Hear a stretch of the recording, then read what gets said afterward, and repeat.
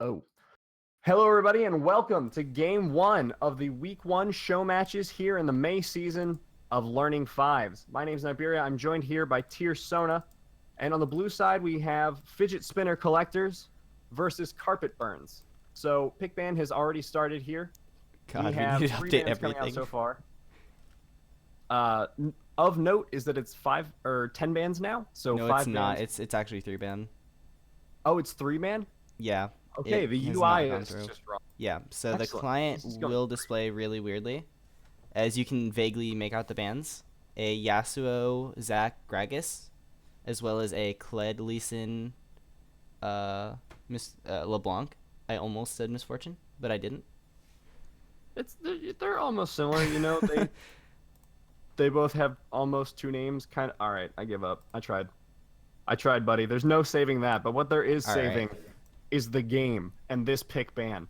We have 2 picks coming out so far for Fidget Spinner Collectors. We have the Echo, probably mid lane, I'm gonna guess, and then Lulu, almost certainly not jungle, unless they're going for a sort of Season 5 Spirit sort of deal. I would love to see that though.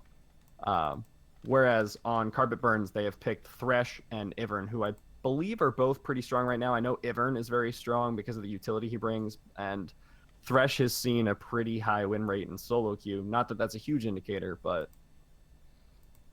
Yeah, so the bands here are very standard, as Zach is just such a powerhouse at the moment.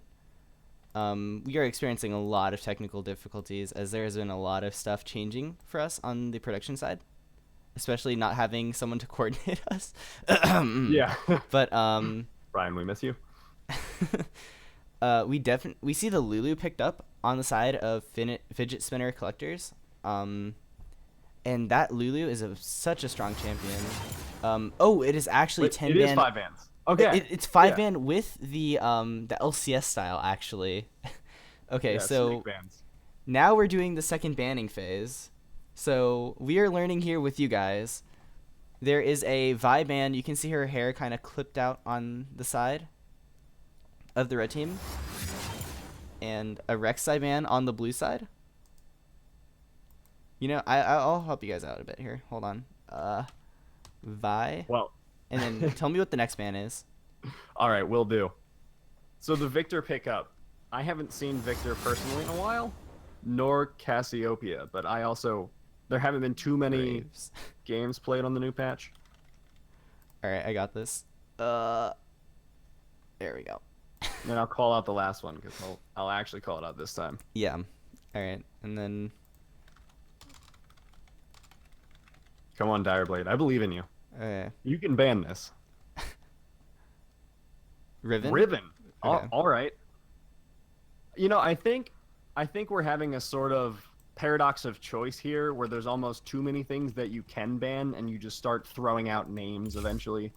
I assume that's how the Riven ban got in there, but maybe there's a super slick Riven one trick on Carpet Burns that we don't know about. Yeah, and are we gonna get the Sejuani? Now she was Dude, changed. I hope so. She was changed a bit. But that will be locked in. Okay. So this is an Echo top, Sejuani jungle, Lulu support, and the ADC will be picked up here. Now, Xayah is still on the table, and I think Xayah Lulu is a very strong combo. Jinx does pair very well with the Lulu as well. But now there's the problem that you have two super squishy carries that need a lot of protection in the Cassiopeia and the Jinx. Mm-hmm. So if there was a diver, that would be a very big problem. Now there is a Thresh who can make picks, but there's no real burst threat yet, and Nasus isn't really a burst threat. I don't. Okay, No. that's a Garden lot might scarier. That definitely looks like something that would cause a Cassiopeia and Jinx problems because both of them don't have any escape tools. So the Jarvan with the Cataclysm will be able to lock them in. Yeah, and do you think this is going to be the lethality Jarvan that we saw Ray do exceedingly well in his debut to the LCS? The full, Duskblade, Ghostblade, that kind of build? Or do you expect it to be a more tank-oriented bruiser build with, like, Titanic Hydra and Black Cleaver? Yeah, I mean, they do have a fairly heavy damage team already with the Caitlyn Victor. It's not like they need damage desperately. If it's just a bruiser Jarvan, it could work potentially, as they don't have super solid frontline with the Ivern. But yeah, like I mentioned, the Jinx and Cassiopeia are definitely targets that you want to burst down. So taking a very damage-heavy Jarvan build would cause a lot of issues for them. But the Lulu has a lot of ways to save them through that initial burst. So maybe just looking to play lockdown for his team. Well, I mean, the problem there, and we're focusing pretty hard on the Jarvan here, but you'll see why in a second, ladies and gentlemen. Problem there is that even with the new 7.9 item Adaptive Helm, I'm great at this. I feel like it won't protect Jarvan enough. Like, can you get tanky enough to survive Jinx and Cassiopeia? That just feels like if he's locked in there for any amount of time with them, I feel like he just dies. I mean, well, with the Adaptive Helm, that will prevent the Cassiopeia from being such a nuisance for him. And with a few armor items, probably, he's not going to go Ninja Tabbies this game, definitely, because there is the triple AP threat with a lot of CC. By the way, Merc Treads on for, if only I had team names. For Carpet Burns, blue yes. side is Fidget Spinner Collectors, Yeah. and red side is Carpet Burns. Yeah, Carpet Burns is the team I was talking about. They want to get Merc Treads because they have the Cassiopeia, the Sejuani, and the Echo. Plus, there's so much CC on everyone on that team that Merc Treads are just a no-brainer pick. And on the other side, there's kind of a lot more choices in boot choice. So, like, you don't have to go for that Merc Treads guaranteed. Right. But now for these team comps, let's just do a quick overview because we only have about half a minute left, and I'm wasting even more time saying this. If you were to say where each of these teams spikes, like early, mid, late, what would you say for fidget spinner collectors, and what would you say for carpet burns? okay, well, fidget spinners definitely has a very strong late game. I mean, they have the Jinx, they have the Casio, plus the Sejuani, very strong team fighter even after the changes. Plus the Echo, another very strong team fighter, and then the Lulu, who is just a complete powerhouse. While on the side of carpet burns, you have a lot more pick, kind of, with an Ivern who can, root someone with his Q. The Thresh, really good lockdown. Caitlyn, who can follow up really well on picks because of her traps, as well as having a Victor who provides some team fight with the Jarvan, who can also just make picks on a whole team. Mm-hmm. So, I mean, what you really have here is 3 people really get picks, the Caitlyn, Thresh, and Ivern, and then you have this kind of AoE, like, wombo stomp with Victor Jarvan. And Caitlyn can definitely output a lot of AoE damage, but with the Runon changes that happened to her this patch, not nearly as much. I mean, the Caitlyn builds are kind of up in the air at the moment. People are kind of, like, experimenting. Some people are just going static Shiv on her now. Some people are still going for the Runons. Some people are going static Shiv, rapid fire even, which is a lot of long range damage, which I like. But it's still up in the air, so we might still see the Runons build anyways. But since Champion Select is over, we are going to go on to a quick break, and we will return with Game 1 between Fidget Spinners. Cole, you do it. Niberia? Yes. It'll be Game 1 between fidget spinner collectors and carpet burns, and we'll be into game in a few seconds here.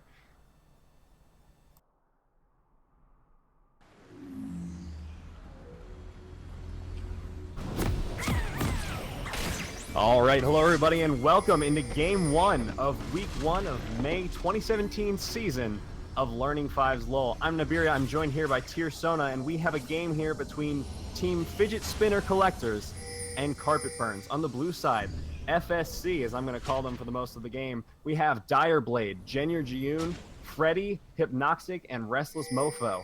And on the red side, Carpet Burns, we have the Better Pro, Butt, Boa, the ADC NA, and Card Thrower. And we have a bit of a 5-minute race here. Root going down. Jiyun is the first one to go down. ADC NA getting an early first blood. And that does not bode well for their lane, does it? Yeah, no, that is a very early first blood, in fact. A little ambitious to invade against a Thresh Ivern. Like I mentioned, that double lockdown can provide long-range pick potential. So, I mean, that's not something you really want to be doing. Oh, Freddy catching out the invade from Butt. Minions have spawned. But nothing will come from that. I couldn't help laughing at that. It was just so amazingly bad. I'm proud of you. Yeah, that's kind of been my thing lately. Making everyone cringe so hard they can't even focus on any mistakes the players make. There we go. It's perfect. Now, I have a question. Is there any other item pickup that Caitlyn could have conceivably gone with that first blood gold that would be better than the longsword and extra potion? Like, I assume just refillable wouldn't have been better by itself. Yeah, so,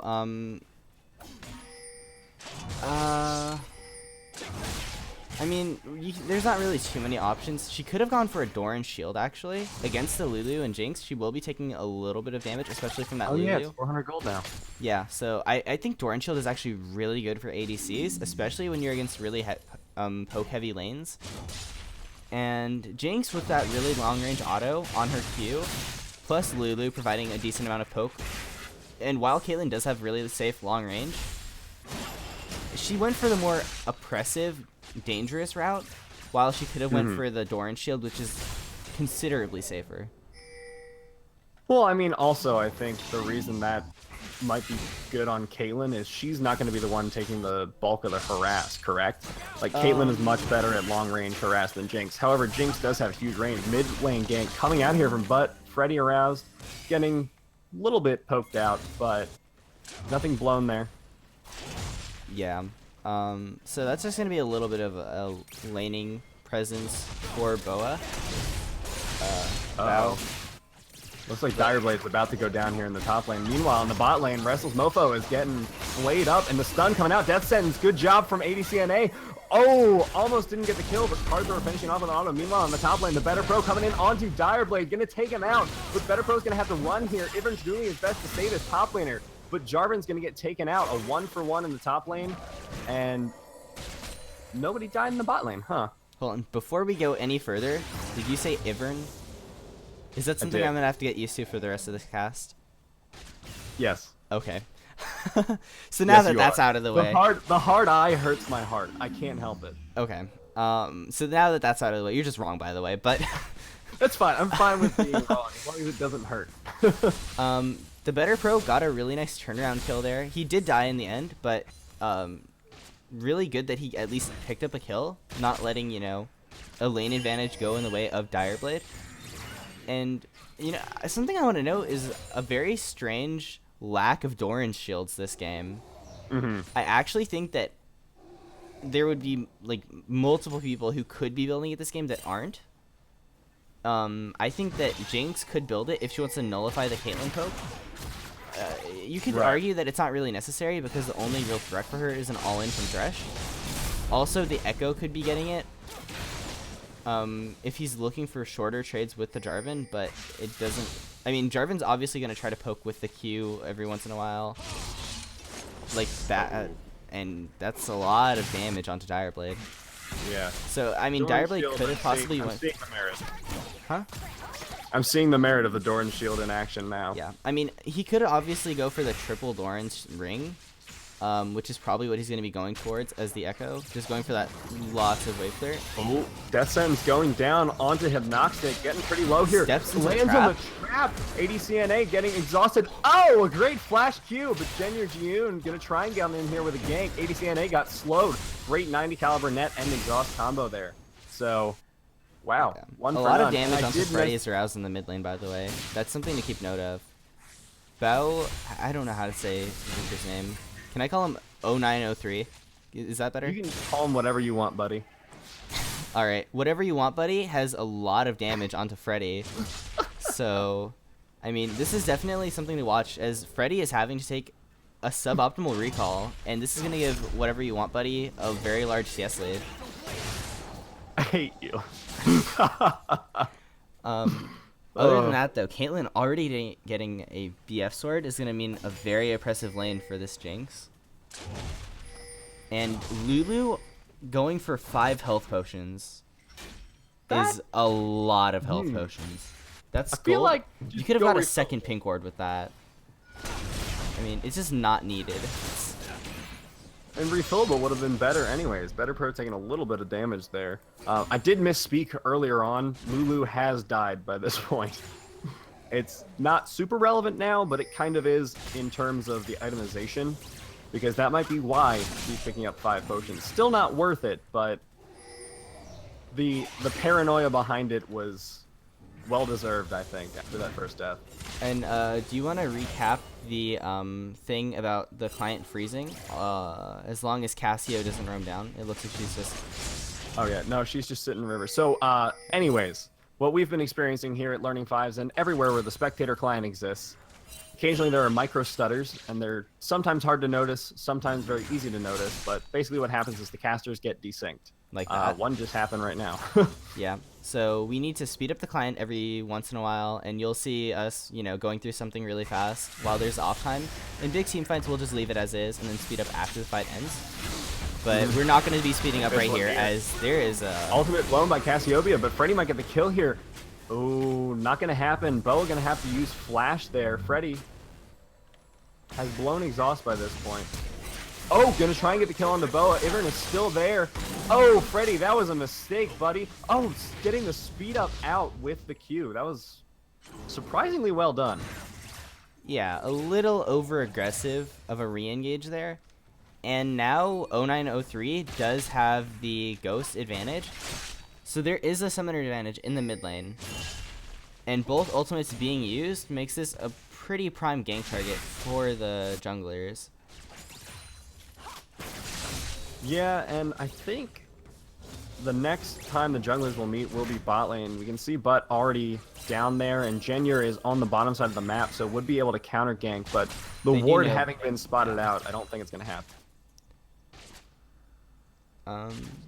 And yeah, things have become a little more calm as we are approaching the 10-minute mark soon. And we are starting to see some actually pretty significant CS leads, as in the mid lane there is a 10 CS lead in favor of Freddy is aroused, and in the bot lane there is a 15 CS lead in favor of the ADC NA. So that's very considerable considering we're not even 10 minutes in yet. The CS lead absolutely. has been evened out a little bit as the mid lane wave management is kind of going back and forth, but the bot lane is not going to be evening out anytime soon. Although Jenyer Well- sitting down there might try to even that out. Yeah, And they it looks don't like know. Jenyer is going to go for that. Oh, gank coming in. Card thrower going to use the box. Coming up, Jenyer going to get the stun onto ADCNA. ADCNA getting the 90 caliber net out. Taking the lantern as well, but probably going to go down here regardless. Heal is blown. Might get out. No! The flash from Restless going to take him out. Card thrower probably going to just solo out that Lulu. Boa getting stunned up almost. Not quite, but Jenyer is going to get rooted. Death sentence coming down. Boa's really low and is staying in melee range. Gets the laser down and kills Jenyer Ji-yoon, and Hypoxic is going to have to run away from here. Chaos Storm ticking. Boa saves himself with a shield, and that is a 3-for-1. Yeah, What now we said, Freddy is like- here looking for something, but I think that's going to be it. And I cannot blame Restless Mofo for the flash in for the kill, because I may have or may not have done that multiple times myself. But Hypoxic threw the super mega death rocket, and if that hit, which it looked like it wasn't, then it would have gotten a kill. But you kind of just have to trust your ADC will hit that, because if you flash, if you leave the ADC to get it, it's either a 1-for-0 or an 0-for-0. While when you flash in, it's a guaranteed 1-for-1, which obviously on paper is a lot worse. And with the Rift gold Herald is left. oh. Oh. And are they gonna get Rift Herald? Yeah. This is interesting. That's a disaster. Well, no, the Rift Herald isn't done yet though. Oh, well, that's true. It's at 1.5k HP. It reset. Oh, it's resetting. Oh, no. Oh, that's actually good for Carpet. Oh, a great two-man Cataclysm, and Jenyer actually walks into it himself. Freddy kiting out the Better Pro. Better Pro getting pretty low here. Gets the shield, but it's not going to be enough. He goes back in with an EQ combo. Jenyer Ji-yoon is getting taken Great out. knockup Counterplay, by and him. Freddy getting pretty low. Doesn't look like it's going to be a kill. Past Hold the on, first they one. can cut off Oh. this echo here. Oh, that was a Barely. great laser. Yeah. How do you spell that? Oh my, no. Hold on a second on that. Alright, is that a laser like Lazur? No, there's definitely a 0 in that laser spelling. That was how good it was. Now, Oh my. we'll note that because of whatever you want, Buddy's incredible lead thus far, he's 4-0-1. He was down, what did we say, 10 CS, I believe? Like 10, 11? Probably would be a problem normally. But since he's 4-0-1, it's not going to be as much of an issue for him, especially now that his team has gotten the first tower bonus. So Carpet Burns with a 5k lead at 11 minutes, almost 12. That's Looking pretty good a for them. lot. That is a lot of gold. Turns out that's a lot of money. Yeah, almost what? A 20-ish% gold lead, which Yeah. is huge at this point in game. Oh, it's absolutely crazy. Looks like they might actually finally be trying to contest Dragon. Something to note here is the gold is really well dispersed. Everyone has some kills, some assists, right? It's not like all the gold is funneled on one member who can be locked down, you know, can be suppressed. This whole team is just really strong right now. So they really need to find a way to,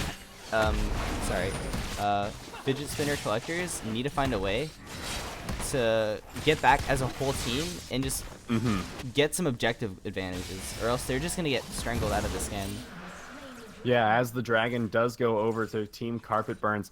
Not necessarily super duper impactful because it is Ocean, but it will help if the laning phase extends a little from here or from spread out fights. As the better pro going on to Direblade. Direblade dropping parallel convergence, but running back into it, so looks like the engage is done for now.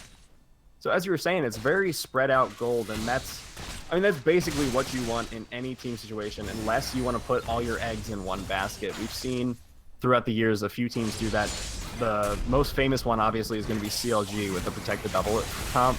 Oh, hold on. Engage coming out? Nope. But anyways, you don't necessarily want Protect the Double of comps, because what happens if they focus your carry better than you protect them? You lose, essentially. Yeah, but if you spread it out...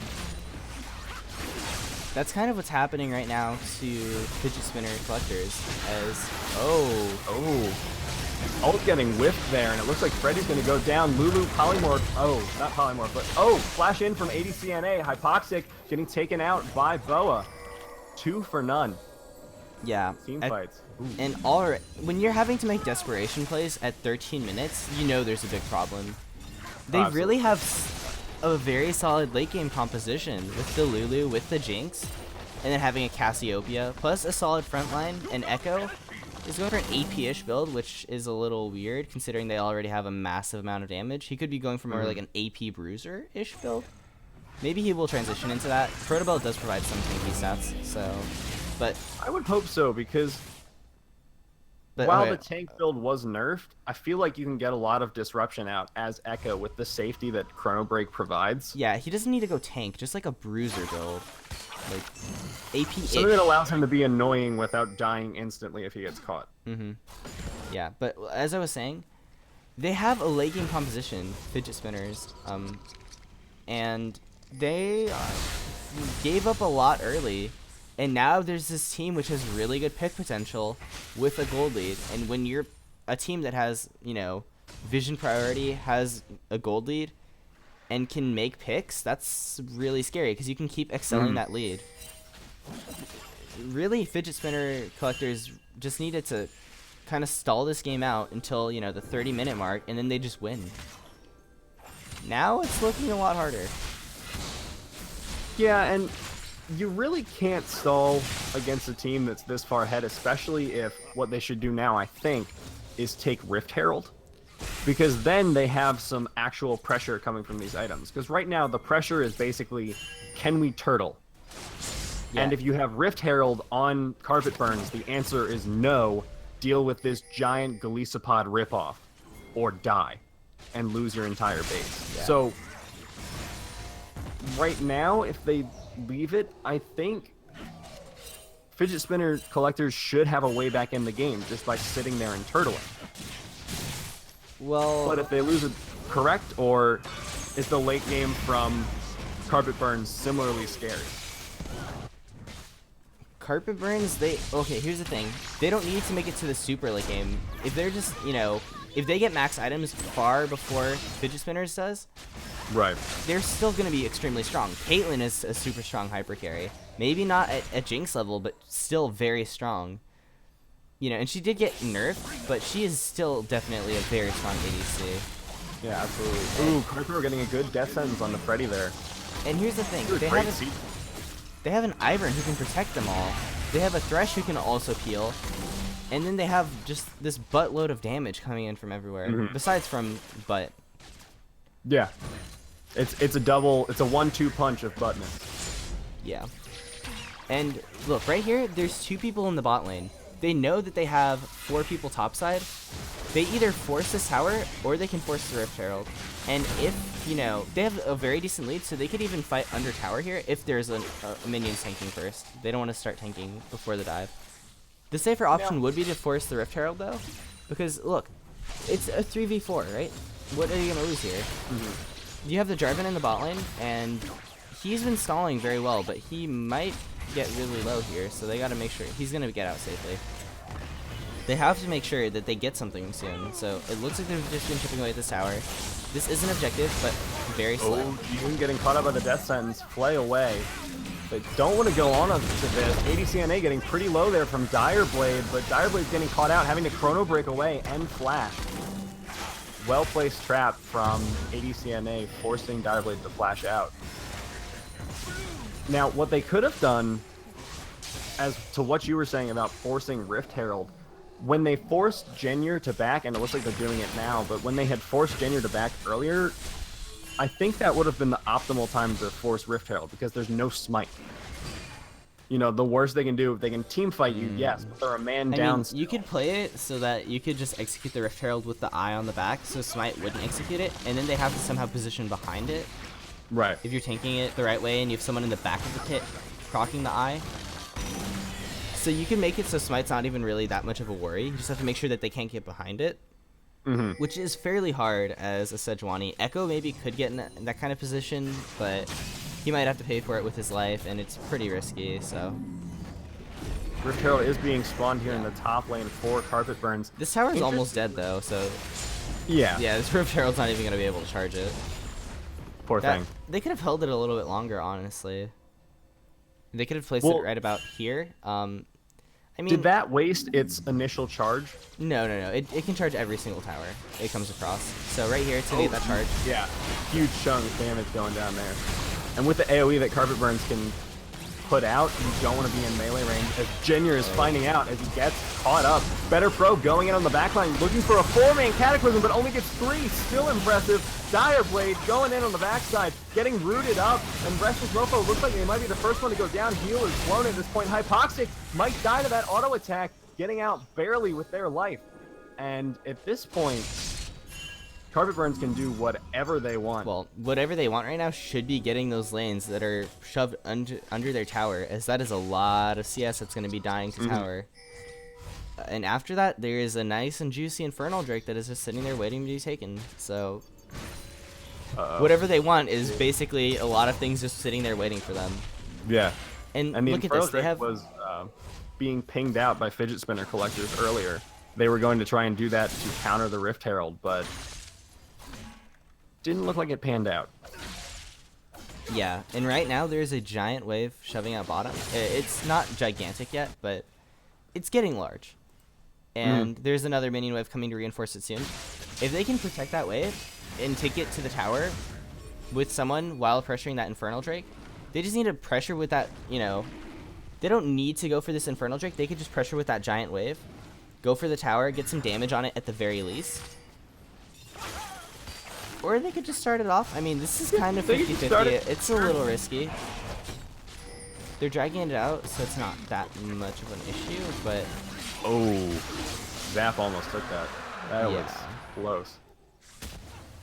Yeah, so they're... I mean, okay, here's the thing, though. They're trying to just letting this giant CS lead, or this giant bot lane wave, go to that Jinx. That was a nice crit. It just felt so good to watch. But that kind of gets the gold lead a little more stabilized, but they're still so far ahead. What is this? 9k gold lead? It's insane. At 21 minutes, no less. Yeah, this is a lot of gold. Complete shutout. Thus far. Yeah, and I mean, I've seen worse comebacks. I've been in tournament games where I've had only a Nexus left, and you'll come back from that. Like, it's... Yeah. You can always make comebacks, right? The dream can be real, but yeah, it's definitely a much smaller percentage chance of that happening. Especially because Carpet Burns has been playing so well thus far. I think the only thing that Fidget Spinner collectors can hope to do is try and maybe catch ADCNA and Boa out simultaneously, but that's not. Because if you can get those two down, there's just no damage left, and you can take pretty much whatever you want on the map. At this point, that would be just Baron, but just Baron is probably the understatement of the century, especially for Fidget Spinner collectors. Yeah, and I mean, look at the Thresh's first item. It's a Face of the Mountain. That normally you don't do that as a support, but I mean, with how far ahead they are, it doesn't really matter, as he can just protect anyone to the end of the world. You have Ivern's shield, plus Face of the Mountain, plus Ivern's redemption, plus the locket coming out. And this Ivern also already has an Ardent Sensor to make this Caitlyn an even bigger thing. And look at that damage. Those 2 autos and a Shiv proc. That was it. And already Freddy has the back. Yeah, this is a scary Caitlyn. Yeah, and what do you really... This is a little... I mean, this is a little disheartening to watch, honestly, because this is such a large lead. And it's been this whole game.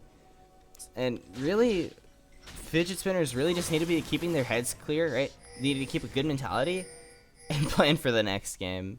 Yeah, because I was just about to ask that too. I was like, is this the point where they just say, okay, this game's pretty much done? You keep playing it out. You try it. You try to look for something, but you just need to make sure you stay calm, you know, be like, whatever, let's just try to play it out. We probably lost this game, but it's not over yet. We can still make a comeback, essentially. That was a great combo. But they need to make sure they keep their mentality clean, right? It's all about mentality. If you can keep a good mentality, maybe you don't win this game, but going into the next game, you're not tilted. This isn't a best of 1, so it's really important that they don't just, you know, die because of this. Descend's going wide. I don't think there was anyone nearby, but definitely wide then.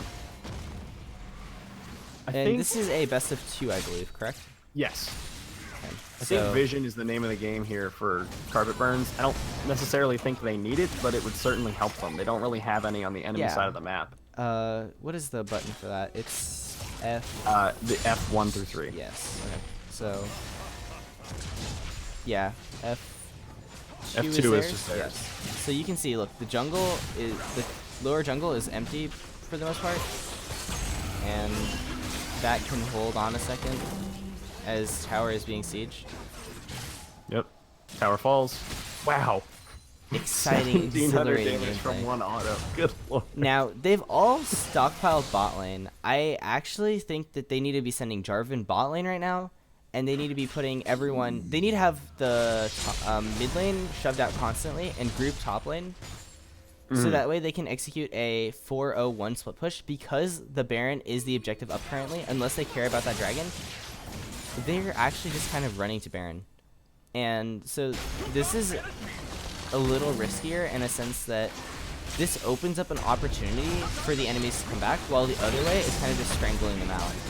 Yeah. So this is kind of a very crucial moment. It's 2 man parallel conversions onto the back line. Better throw getting taken out. Baron goes down. 2 Carpet Burns though. Junior Yoon going into the bad line on the butt, and it looks like a great cataclysm on the Freddy, but it's not going to matter. Dire Blade.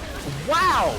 Someone just got blown up. Hypnoxic losing all of their health. Card Thrower getting caught in the parallel convergence, but doing everything they can to save him. Card flashing out, and it looks like Direblade might be the one to go down. ADC NA just frontlining here as Caitlyn. And it's going to be, so far, a 4 for 1. Oh, a great hook by Card Thrower. And he gets the ace. The Thresh ace.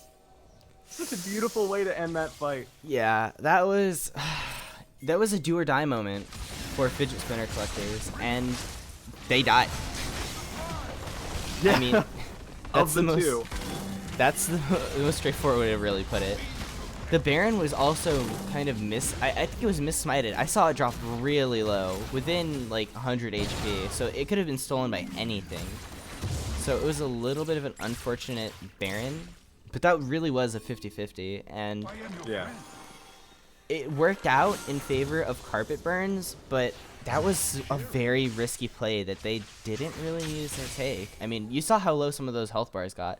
They did win it, you know, 1 for 5, right? So on paper, 1 for 5, very decisive team fight. But it was much closer than it needed to be, especially considering the gold lead. It's a very risky play, and I think it's something they might want to reevaluate. And, you know, that's something that, if they did not have this massive lead, that could have gone much differently. It almost certainly would have. I can't imagine that they would have just straight outplayed that fight, because if they had less items than they did, they would have been toast, essentially. And as far as you were talking about the Baron being a 50-50 smite, it got down to 105 HP before Butt smited it. So that was anyone's Baron. That could have been like Jinx sneezing in that general direction. and that would have stolen the Baron. So very fortunate that it worked out for them, but I don't think you want to, especially in a competitive environment, you don't want to bet your entire game on, it'll probably work. Yeah. It's not even probably either. Like I mentioned, the play to go for there probably would have been the 401, right? So you send 4 members up in the top lane, you have the Jarvan in the bot lane with the TP.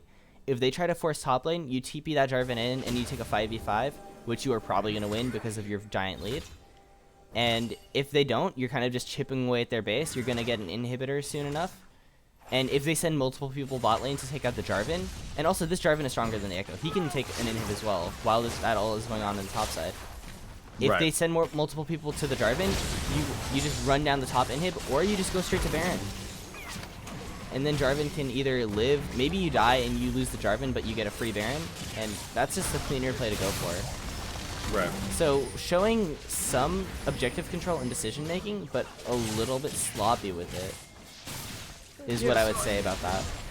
We've talked as the inhibitor tower goes down. I don't expect there to be a full-blown fight for a second here. We've talked a bit about what Carpet Burns have slipped up on. You know, they're not allocating group members properly. Their objective-focused fights are good in theory, but the execution leaves a lot to be desired, taking fights where you don't really need to. Again, that goes with member allocation. But for fidget spinner collectors, what should they be doing? What should they be thinking about changing for the next game? Was it just a weak early game from ganks? Was it jungle pathing, or? Oh, maybe. Oh my. Dire. Whoa, I was super behind. Better throw having to jump out there. Boa coming in, getting taken out, and it looks like Freddy's going to go down as well. Jeez, an ace for one. I was nowhere near that. Good lord. I'd say that's probably game. That is most certainly game. Yeah. Coming out from both sides.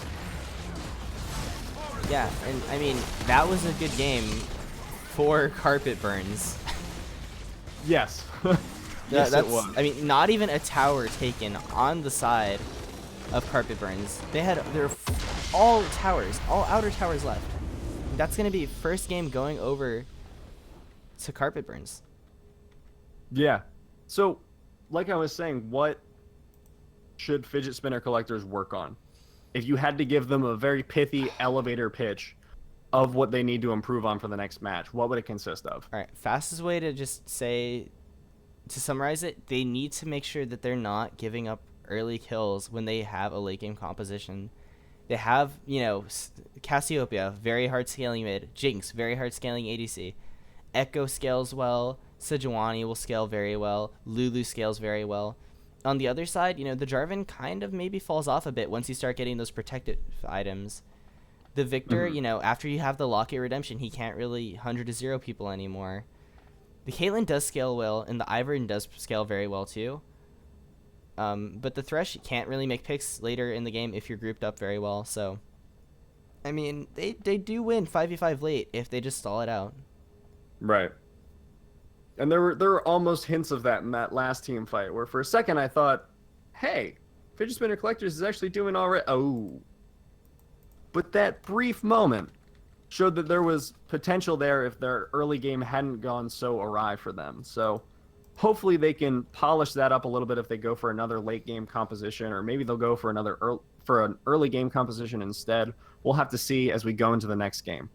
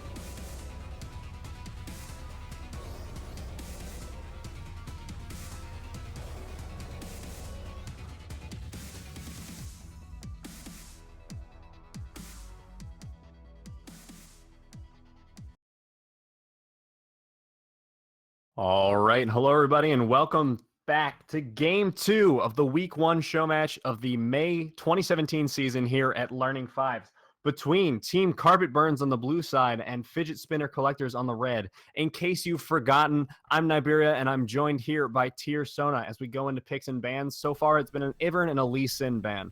Tier? Yeah, well, that Ivern was definitely a very strong champion last game. It had a very high kill participation. I don't know the exact number. I can grab that stat quickly, but that Ivern was definitely very good. He had a 74% kill participation, as well as three other members on that team having a 74% kill participation. So that's a lot of kill participation across the whole team. Just a teensy bit. Just a little. That really shows how they played as a team, though. There was no real standout player. Everyone was contributing in all the fights, besides for the Jarvan. He had a 61% kill participation. Hey, man, he was trying. But bans flying by. Already first pick Thresh coming out. Some things to mention are the Zac ban, as well as the Kled was banned out. I don't recall if Kled was banned last game. I don't believe it was. And I don't know it was really needed here. But Shen and Vi, a lot of lockdown on the side of Fidget Spinners, maybe looking to make some more proactive plays in the early game. Well, that was part of their problem last time, right? It was a lack of early game presence, really, or presence that wasn't in the death feed, combined with not really strong engageability, because they had the Echo, but he was very squishy, and they had the Cassiopeia who can't engage, and it just ended up being, all right, guys, let's die at them. So I think with this composition, they have a better chance of sort of shoring things up and having a clear go button, which I think is very helpful for a lot of these teams. While I was saying that, we had a Kha'Zix and Echo being picked by Team Carpet Burns. So Kha'Zix, I don't know how I feel about that, but you know more than I. Is it good here, or okay? Well, the thing is, against a Shen, how are you gonna assassinate somebody, really, right?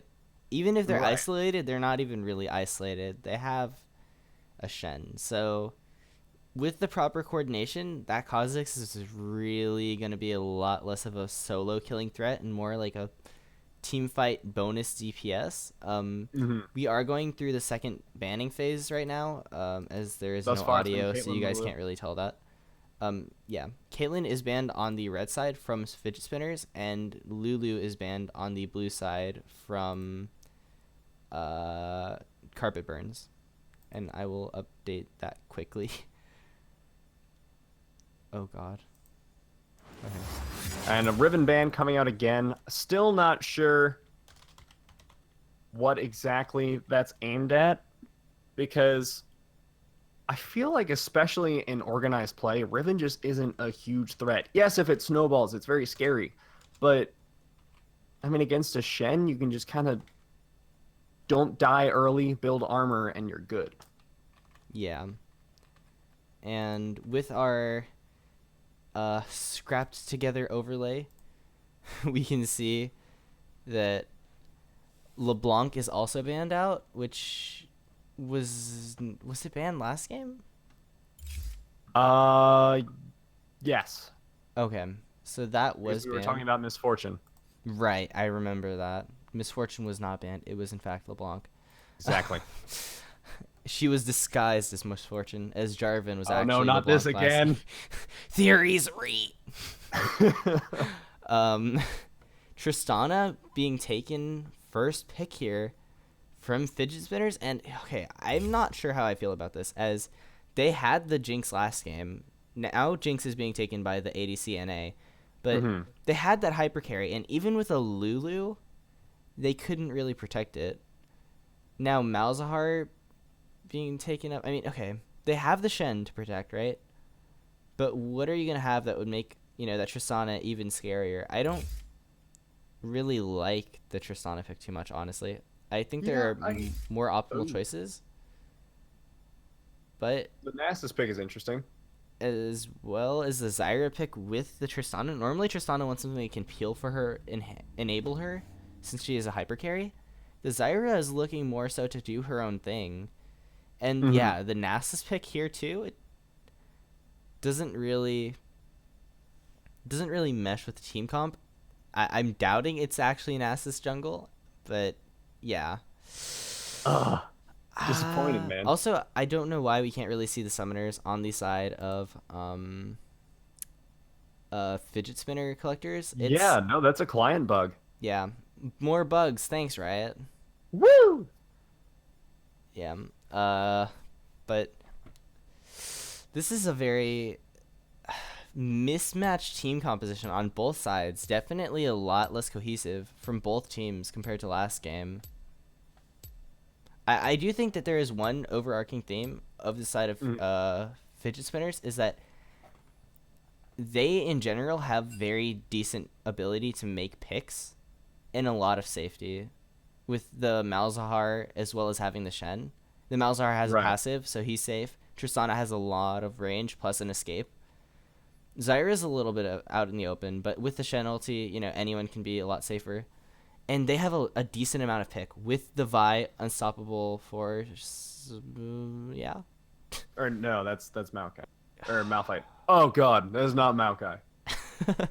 Trees, It's rocks, same thing. It's it's not Vaultbreaker. yeah, Vaultbreaker's the Q. Whatever, just keep going, I'll Okay, remember okay, it. okay. Vi ulti plus the Shen taunt plus the Malzahar ulti Assault and plus there you go. Plus the Zyra E. They have a lot of pick. Now on the other side, they have the Thresh plus the Jinx Flame Chompers to follow up, and maybe the Time Winder. No wait, that's the Q, isn't it? Yes. Parallel Parallel Convergence. conversion. There we Okay. go. I got it. Echo's W will be able to follow up on the Thresh, but there isn't really any instant CC besides for the Thresh. The Jinx and the Echo require some kind of setup or turnaround. So a lot more engage potential and pick on the side of fidget spinners, which will allow them to kind of to take the early lead that Carpet Burns had last game. Yeah, it's almost like Carpet Burns has picked the same comp that Fidget Spinners had in effect last game, because they don't really have super reliable engage.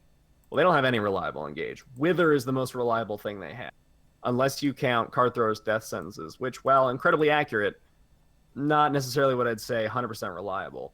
Whereas on the other side with fidget spinner collectors, look at all that CC. You have Shen Taunt, you have Assault and Battery, you have Vault Breaker, you have the Nether Grasp from Malzahar. You have, Tristana could even, is it Robert X. Lee, the Tristana insect? I think that's what they call it.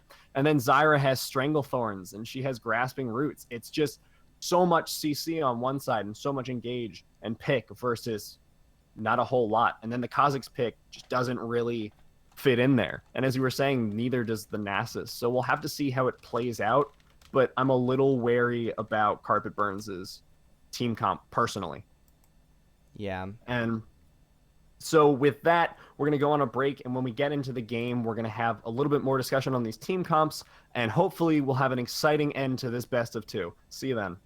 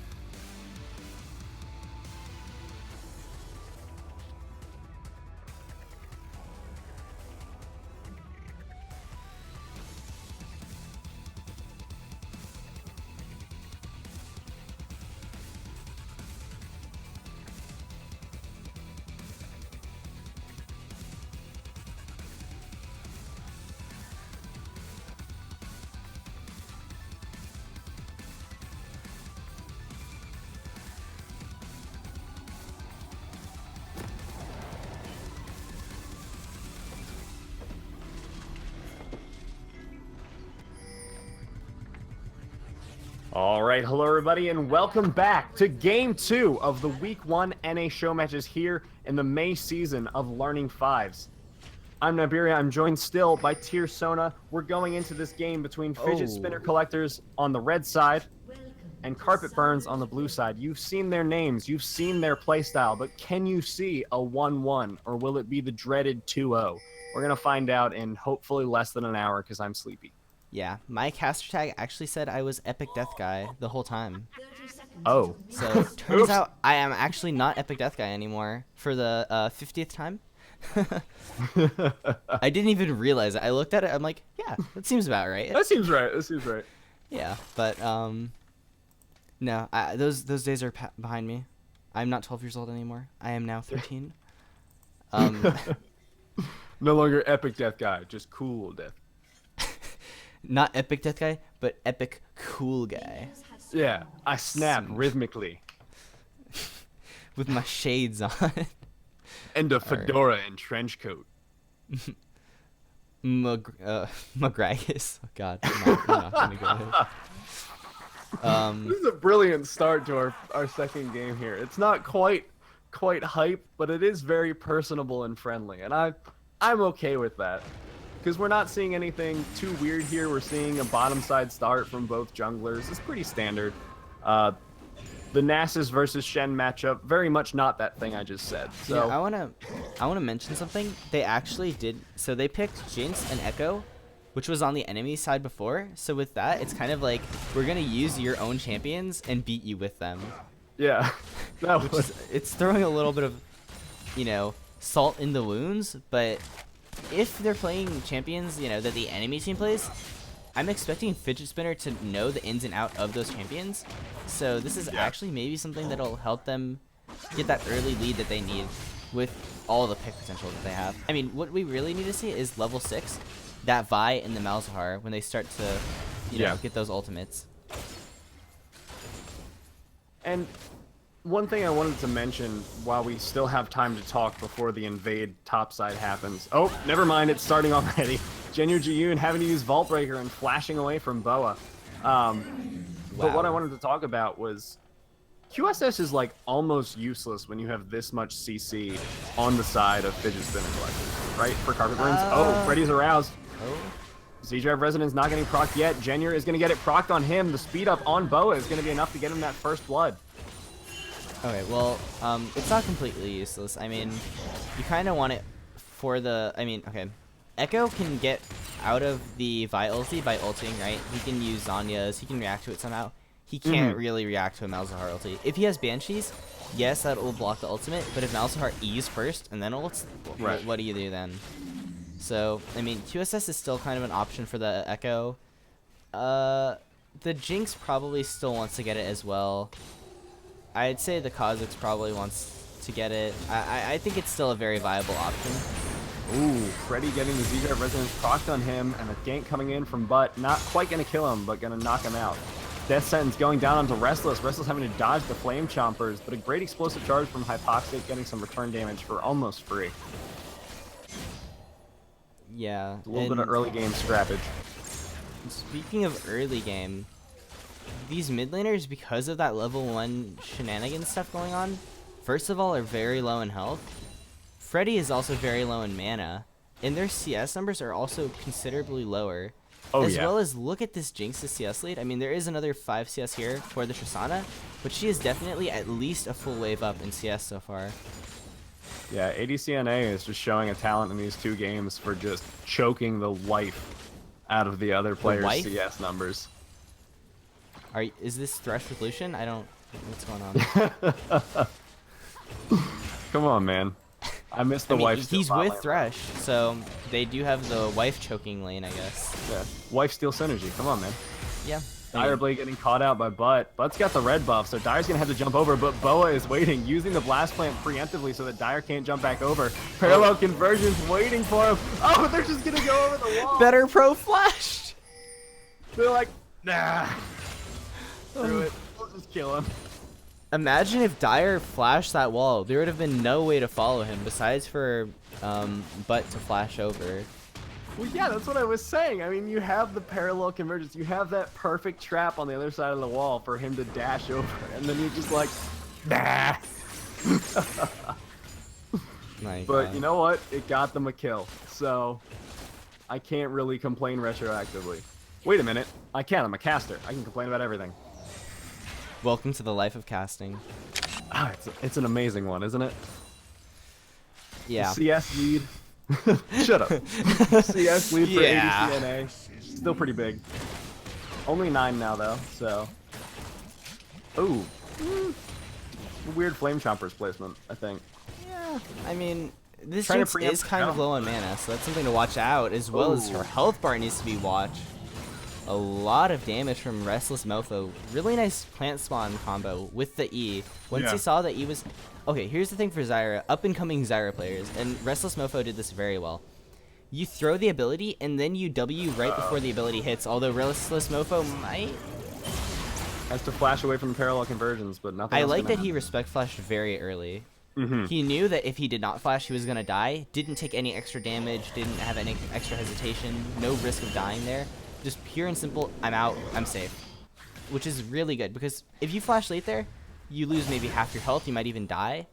And if you burn your flash after that, no use, right? Right. So that early flash, very good. Like, crisp. Crisp and clean. So okay. Explain Shen versus Nasus to me, because I feel like Nasus should be fine here. Because what is Shen gonna do? Because as Nasus, being under your tower isn't really a threat. It's like, cool, I get to lifesteal and stack now. Yeah. And it doesn't look like Better Pro is going for the Quas style build where you E-max and just go for shoving constantly. Yeah, he is doing Q-max, so he will go to sack sooner, and he's getting away with it, kinda.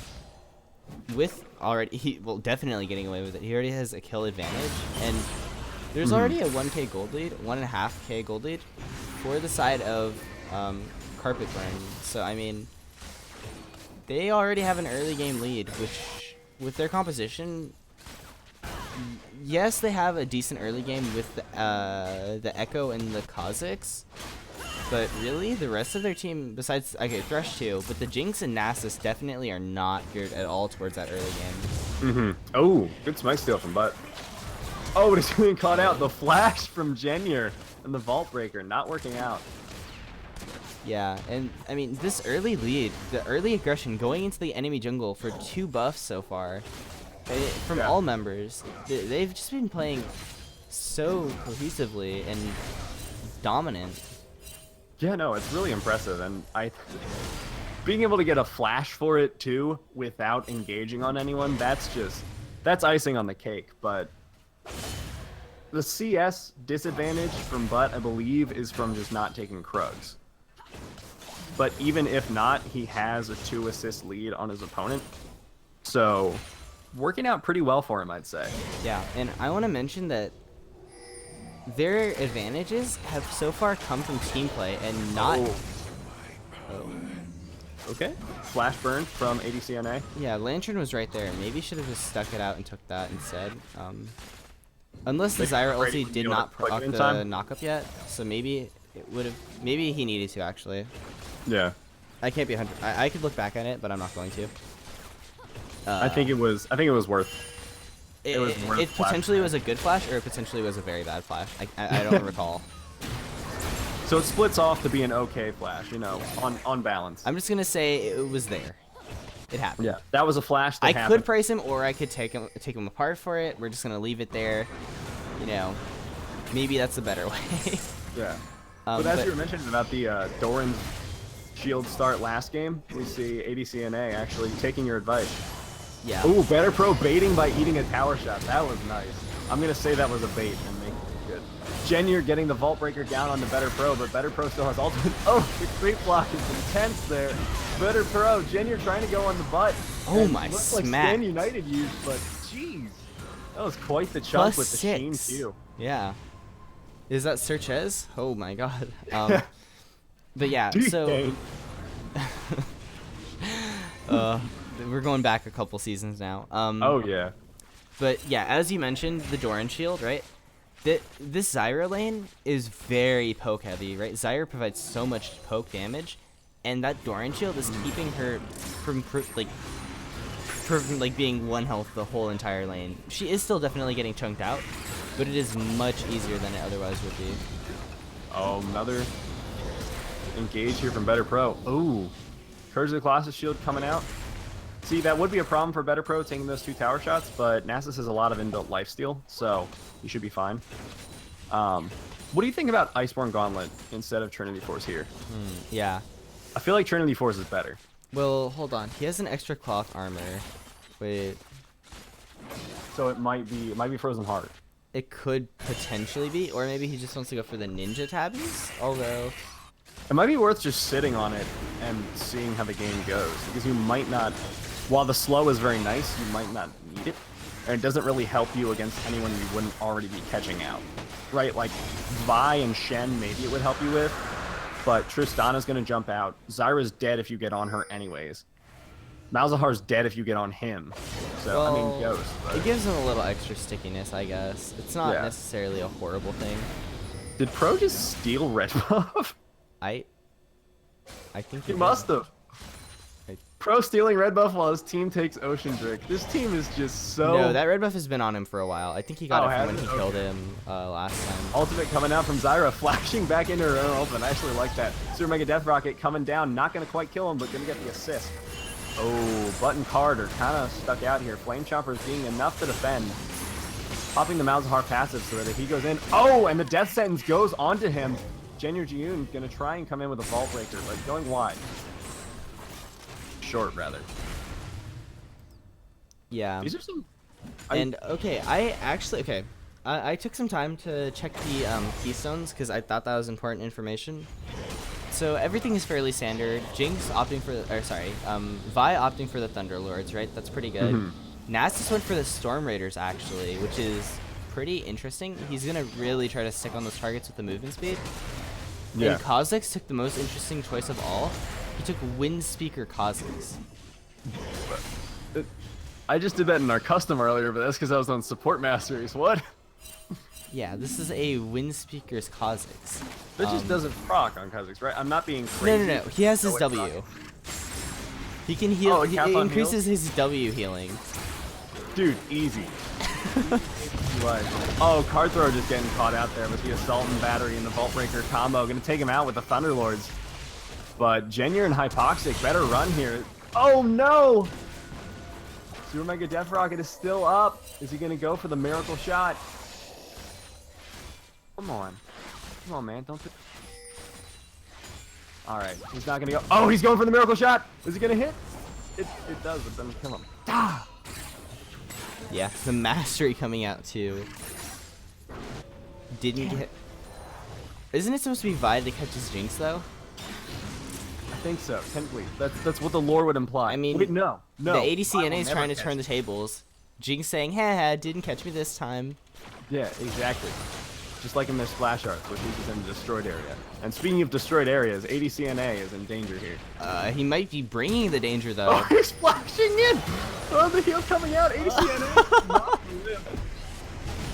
I mean, to be fair, Stand United and heal were used for that, so that's almost still not worth it. Yeah, no, that's a little...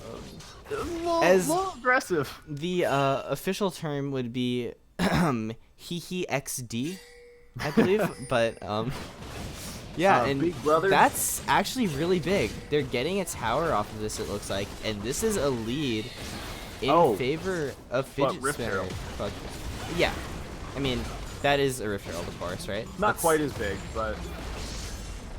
That's still a lead, though. I mean, Oh, absolutely. this is possibly a way for them to get back in the game. The gold lead has now equalized considerably. It used to be around, a 2,000 gold lead. It's down to about a 1,000 gold lead. There is a Rift Herald, which could potentially increase that difference a bit more so here. It looks like top tower might get taken out by that. Nasus hasn't dropped it yet, though, so maybe not. And okay, he actually bought Ninja Tabby as well as another cloth armor, so... Frozen Heart Ninja Tabby? I mean... Yeah, it looks like it's gonna be the Frozen Heart this game. Unless he's can going see for that. another armor item first. Going for the dead man's maybe? I don't. Wouldn't you want magic resist first here as Nasus, or no? Is he just assuming that Zyra and Malzahar won't put out enough damage? He hasn't been dealing with them, so it's not been an issue so far. But wait, did I just see a flash from Butt? I just saw a flash from Butt, and he didn't really get anything. There wasn't really anything to get. He just kind of flashed. It's on cooldown, so he used it. He was I'm not just, crazy. you know, he was showing him who's boss. All right. I respect that. I understand that. It's the disrespect flash. I've been there. We've all been there, you know? Wait, I just saw something that gave me pause. Oh, death sentence. Oh, hold on. This fight's going to be dirty. Death sentence and... Oh, jeez. Assault and Battery and Nethergrass went down onto Jinx there, and she just got roasted. But, Spirit's Refuge does not block Nasus Q. It might not block the extra damage. Oh, okay. I'm not sure exactly how it works. It might not block the whole thing, but I'm probably this is just a guess. I think it doesn't block the bonus damage, but it might just not block the whole thing. I don't know. You might be right. I don't know. You can maybe it's the Sheen I plus know the there's an bonus interaction damage. there. So maybe the base auto damage doesn't count, or maybe it's just the Sheen damage. Maybe it's just I don't know. Still enough to kill the minion, but oh well, it doesn't. Wait, does it block minions? I think so. I think it blocks the whole area because I know it blocks other champions. No, it only blocks champions. Only blocks champions. All right. So we don't know. Still don't know. Never mind. We've gotten absolutely nowhere with that. No, but we did get some conversation out of it, and you know what? That's what it's all about. We did get somewhere. It doesn't block minions. There we go. You know, we have learned a thing. Eventually, if we do this every cast, we might actually learn how the ability works by the end of it. Oh boy. Oh, this is not going to be pretty. Am I a little behind you? Let me speed up really fast. Okay. Dragon is taken. Yeah. Well, it wasn't going to be pretty. It looked like they were pretty. If they can defend this mid lane, it's pretty. Oh, Bo going in on the Hypoxic. Not going to get the Z-Drive Resonance. Jenya going to go in with the Vault Breaker. And Jenya looks like they're in trouble here. Stand United coming down. Jenya getting taken out before the Stand United can fully come out. Hypoxic getting taken out as well by Super Mega Death Rocket. And looks like Zyra's going down too. It's a 3 for none thus far. Good lord. Yeah, and that mid lane tower is looking like a juicy target. 3 kills plus a Mountain Drake means this mid tower is gonna die. Freddy running through the tower to get out. Yeah, I was stumbling over my words like Carpet Burns was stumbling over the corpses of their opponents. I just couldn't stop. Oh, shots. Ooh. When you screw up as much as I did in that fight, you gotta find a way to make it fun. You know, that's what it's all about. This hurts. I mean, the objective control from Carpet Burns is just so much greater than the objective control from Fidget Spinner Collectors. And while Fidget Spinner Collectors have had some very good individual moments, you know, and like even in their laning, like they looked like they had good laning stuff, but just the skirmishing, the objective control, the team fighting, is just all going towards Carpet Burns, and it looks like Fidget Spinners are kind of just panicking a little bit. They are getting a return tower, which is really good of them. So the gold is closed a little bit, but there's still a very large lead that has occurred now. I mean, but look at the difference here in the status of the Jinx compared to last game, right? Fidget Spinners was not having a good time trying to get that Jinx off the ground. But here for Carpet Burns, they've set up ADCNA for success here. Boa has given up or lost, I'm not quite sure on this, 20 or 30 farm in the mid lane, but in return, ADCNA has a 80 CS lead over his opponent. That's huge. This Jinx is absolutely massive. That's almost 10 CS a minute. And the mystery has been solved. It is a Frozen Heart. Absolutely. We figured it out. We have solved the code. Which makes sense, because I think Trinity Force is the better of the two here. Oh, there's 3 people in the top lane, though. Better pros, Toast. Popping ult there, I don't think that was necessarily the smart play.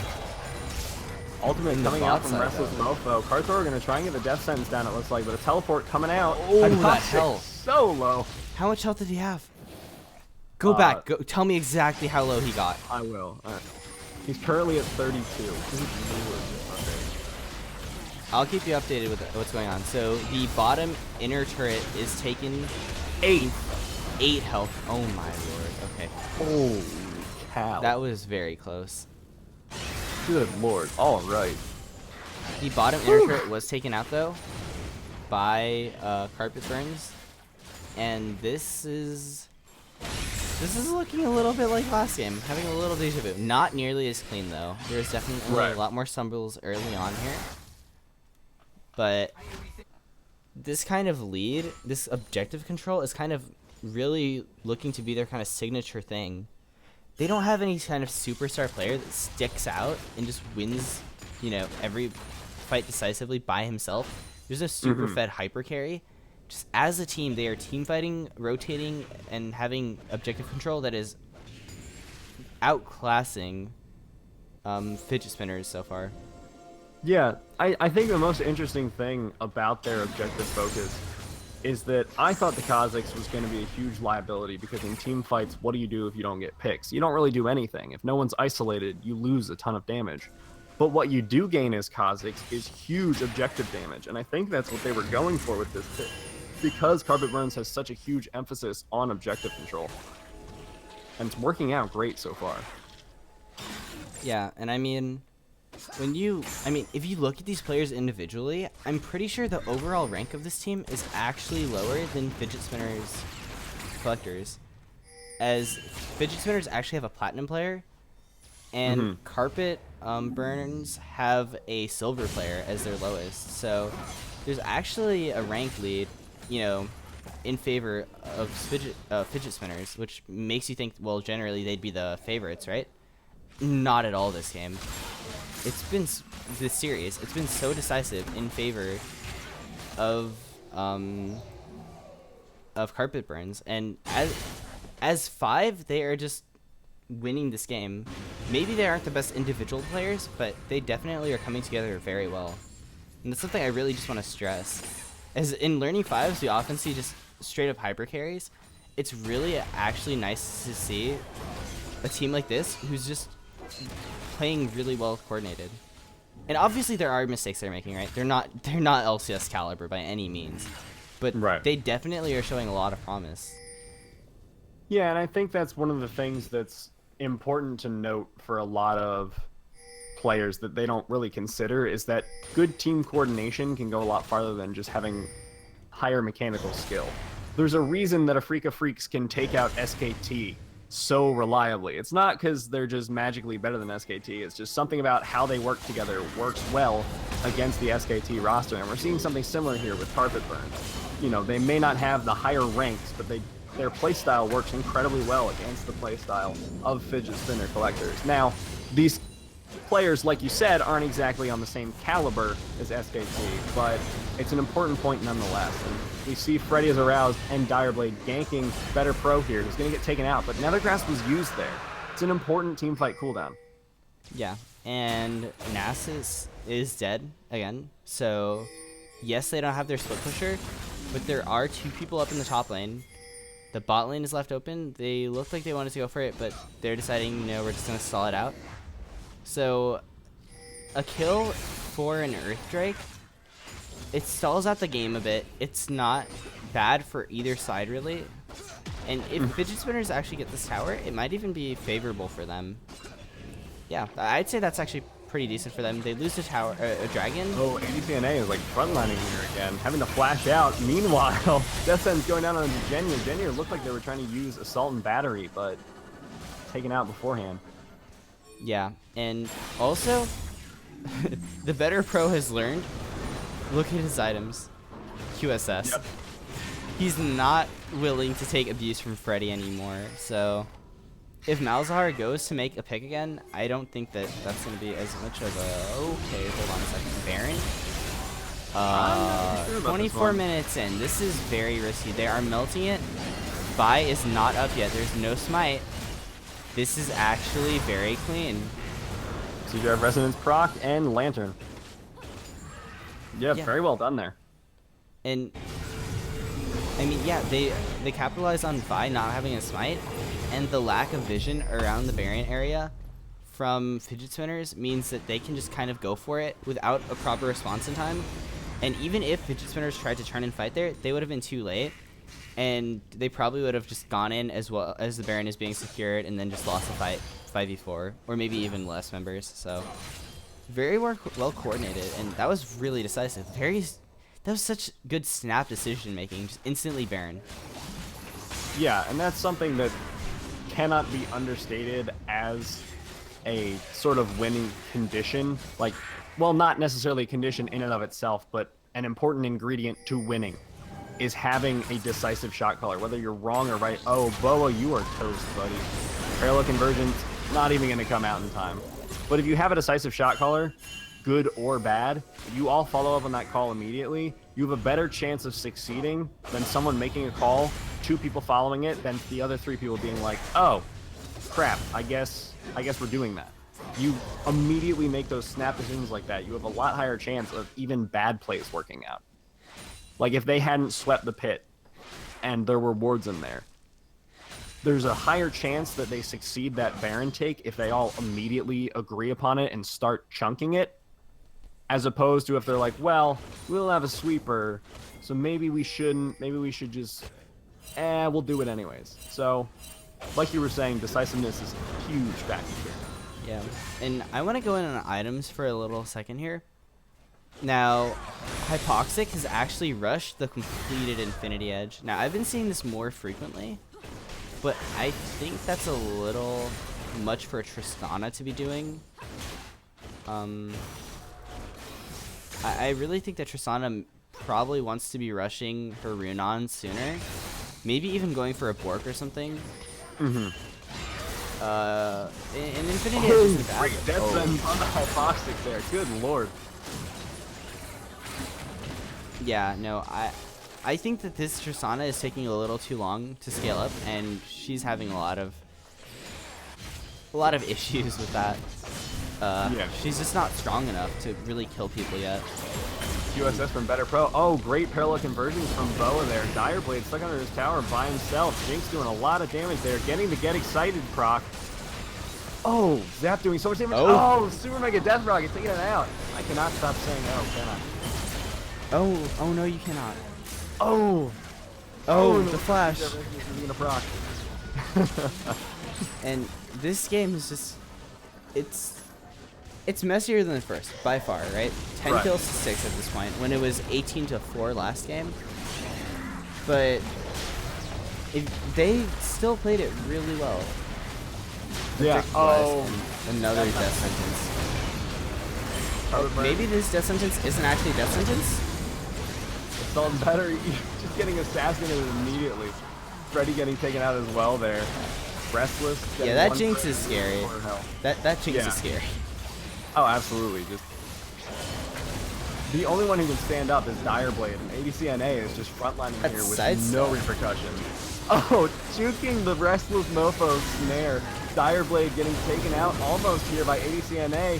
Gonna survive with a sliver of health, and Hypoxic gonna take out ADC. Oh, okay, wait, this is a little over aggressive here. 4 members dead. Oh, God.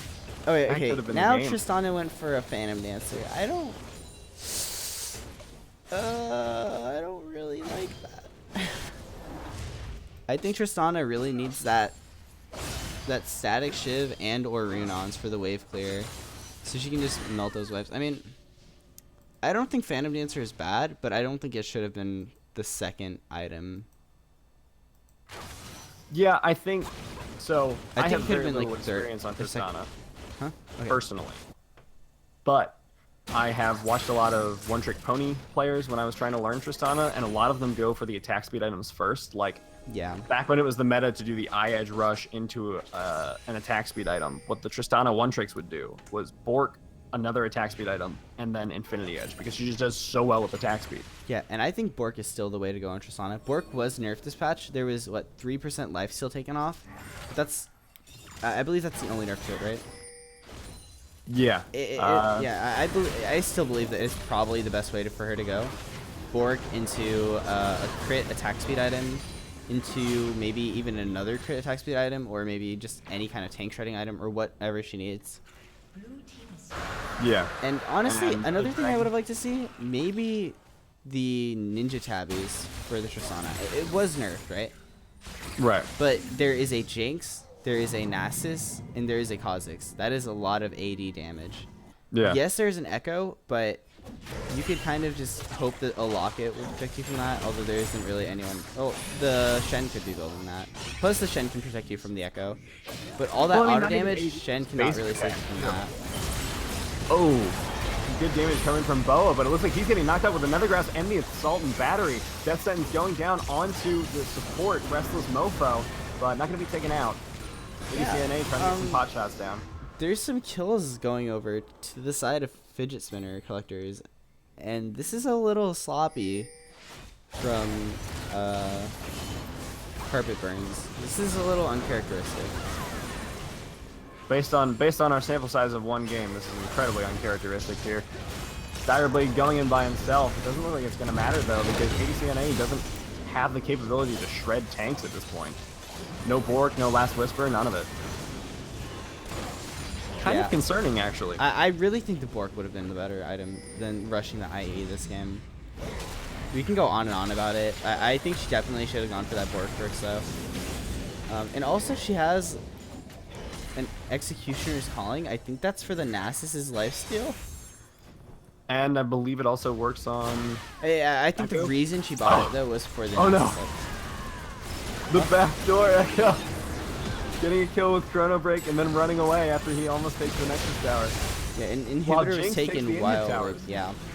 They had to go back and defend, and he went down. Oh, taunt going down onto 2. It looks like Direblade is going to keep them busy on the backline while Valve gets taken out. And Thresh has gone down as well, but can they get the Nexus in the meantime? ADCNA trying to get not blown up in the meantime. Wow, Better Crow takes down the Nexus. It's already over. Shut up. It's not on my screen, all right? Okay, keep it going. Oh, well, it is now. Okay, outro us out. All right. That was a great set of 2 games. Yeah. Unfortunately, for Fidget Spinner Collectors, they couldn't pull out the win just yet, but they showed improvement from Game 1 to Game 2. I think especially, well, I don't know if it was more improvement from their part or sloppiness from Carpet Burn's part, but it was certainly a closer game, and the score of Hypoxic would reflect an improvement, at least, on the side of Fidget Spinner Collectors, going positive at the very least. So maybe if the item builds had been different, or there had been a bigger early game emphasis on shutting down the Jinx because she got so massive and was allowed to build up that CS lead. But you know what?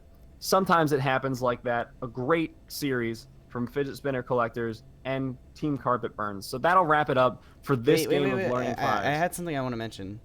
Oh, go for it. Windspeaker's Kha'Zix is 100% win rate in Learning 5 so far. That is statistically significant, because I say so. All right, continue, my friend. All right, we'll take that into solo queue next time. But with that series being over and that last game, that does wrap it up for us here tonight at Learning 5s. But tomorrow, we bring you 2 sets of best of 2s, one from EU at 4 p.m. EST and one from NA at 9 p.m. EST.